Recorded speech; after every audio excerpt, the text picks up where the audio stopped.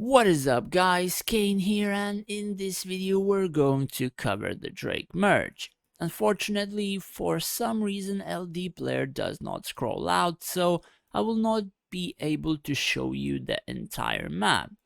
Basically what this is a new map different to Nor, with better cities and a wide variety of buffs. So there is even a city which will increase Abyssal Fire percentage gained from Dragon Abyss, and all those kinds of things. More research and construction percentages the closer you get to Imperium. There will also be army attack and HP bonuses as far as I remember.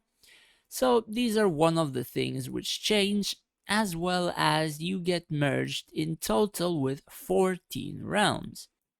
Now, if you don't believe me, we can just show you an example. So, our merge starts from 3604th server and it goes down up until 3617. Now, as you can see, I am ranked 23.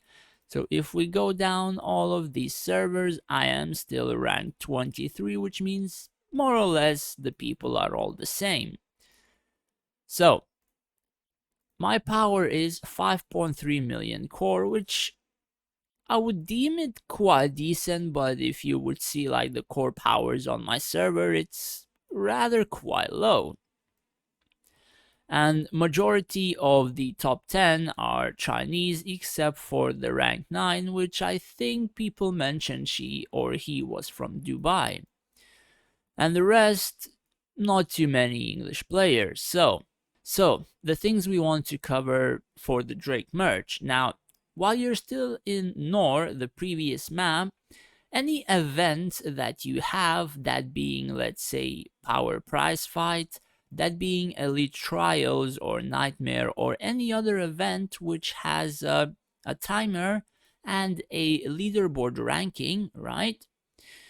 You will get rewards for the merge happening. So, I didn't pick my rewards just for this video. So as you see here, it says a brand new adventure awaits in the ancient land of Drake, and I receive rewards for 2 events, which is the Power Prize Fight and the Elite Trials, and I was rank 1 in both of them. So I received quite a lot of rewards. So whenever you're entering to any merge, that being to any merge, meaning in Nor, in Drake, and in the new map site, the events are going to finish during the merge and they will be restarted after the merge is completed. So keep that in mind. And now the other thing that I found different is that it says here that it's giving 24 hours build rush for any servers that started later. The thing is, as far as I know and can see, most of the realms usually start 3 days in between each other. Sometimes the Chinese and the English realm start almost the same time and all those kinds of things, but usually it's 2 to 3 days intervals, and in those 14 realms, our realm was almost the last. So I think there is a difference of more than even 3 weeks from 3604 to 3616, which is my realm, which is like 12 realm difference. And for some reason, we've only received 10-day building rush instead of higher, and I am almost certain that it wasn't just 10 days difference. So whatever the case, this could be like a bug. I think this wasn't evenly distributed, which, kind of sucks, but what can you do? So, the other thing is, if you're part of a group or you're playing with a group, the thing about it is, depending whether you're going into a merge together and you're going to select the recommended kingdom, which in most cases I would highly suggest you having a top player or top players with you, that being the strongest of players on the realm even after you merge. However, if you're going into the recommended and you don't have strong players, you are just going to become a farm zone for other players. And I will touch on that in just a bit. And the other thing is, if you're merging to join another group, you need to have a few things ready. which I personally wasn't prepared for that because I thought there would be quite a lot more players in other colors as well. So I've had set up a group chat in both Discord and the Chinese program WeChat, and we've had players in there as well as we were ready to migrate to the light blue color. However, it has reached the top power quite fast and quite a lot of players failed to join this color. So most of the players are split in purple, most of the players are split in yellow, and some even went to Skarn, which were part of my group as well.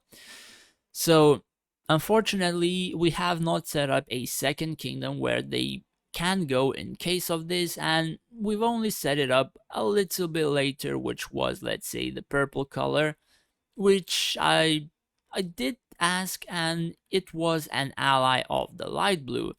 So if we check the top, let's say, players and the core powers, even in the top 10, basically most of the top 10 is light blue, 2 players are purple, which would, I think, be part of the alliance, and 1 guy is yellow. So if you would think what is going to happen to the server, more or less anyone outside of light blue and purple will just be a farm zone with one or a couple of guys trying to fight back and stuff like that. And that is what I mean, joining colors that has no top players. So I've checked them before, and orange is one of them. Hyrule is one of them, and even Skarn is one of them. So as you can see, they have one top player who, honestly, like, I'm not trash talking the guy, but as a top player, he's pretty weak. Even if I made my build to counter him, I could beat him with losing like half of my field, even with his decked out dragon. However, I prefer to play events as well instead of like remake most of my heroes just for beating one guy. Most of the stuff lies in because his heroes and his army are pretty weak, and I've faced people in here. I faced, let's say, this guy in PvP, but he has like tier 17 frontline and all that kind of stuff. I've faced this guy and I've beaten, I think, 30 or 40% of his army, but he has like tier 16 and tier 15 army and a decked out dragon, as well as stronger heroes compared to me. I've faced quite a lot of these people as well, and I've beaten most of the people below me. However, this guy proved to be quite strong as well. He has tier 15 mages because he revived them, and he proved to be a decent fighter as well. Some fights, I managed to beat him quite fast, but I managed to lose even one fight out of like 7 because he made a formation to counter me, which is kudos to that guy. He can make some proper formations happen. So, things to do to avoid being farmed. So, some drakes, right, as I mentioned before, they have a lot of top players which are split in a variety of different colors, and they will just destroy each other and everything will be clean. However, in this merge, 2 of the bigger or biggest kingdoms are in an alliance, and most of their top players belong to these 2 colors, so it's not going to be a total destruction drake, but rather just a farm zone for these 2 colors. And if you're not part of these 2 colors, fortunately you're going to have to suffer the consequences because you are, let's say, parts of a war game against a lot stronger people, and that stuff is going to happen whichever realm you're on. If you're a weaker player, most of the people will prey on you. So that aside, honestly, this went a little bit smoother than I expected because I thought it was gonna end up in a total nightmare. Most people would be split up because like the power differences would be too huge, but from what I've seen from what this map is, I would think it's pretty good. It's pretty fun. There is a lot more players to PvP. Like, I spent probably more than an hour trying to PvP other guys, checking their formations. even adjusting a little bit my own formation or helping them set up as well. I'm pretty happy I joined this group. Like, from what I have spoken to them or got from them, or even um, traded, let's say, some tips as well. These guys are pretty good, they're helpful, and they also help their weaker players as well. So that's pretty much it for this video, just a few things to cover up. Thanks for watching, guys, and stay safe out there.